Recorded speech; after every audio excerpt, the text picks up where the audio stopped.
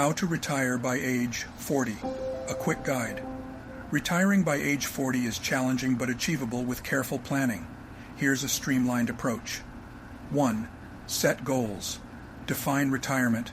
Decide on your retirement lifestyle and calculate the needed savings. Aim for 25-30 times annual expenses. 2. Increase income career advancement.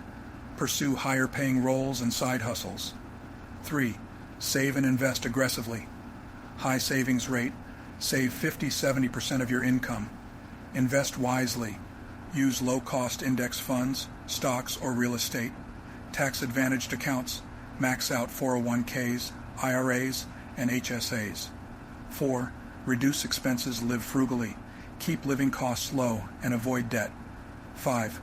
Plan for healthcare insurance. Find affordable health insurance. Health savings account, HSA. Contribute to an HSA. 6. Build passive income. Real estate. Invest in rental properties. Dividends. Invest in dividend-paying stocks. Digital assets. Create online income streams. 7. Monitor and track progress. Regularly review and adjust your financial plans. 8. Prepare for flexibility skill development. Learn new skills or hobbies that could generate income if needed.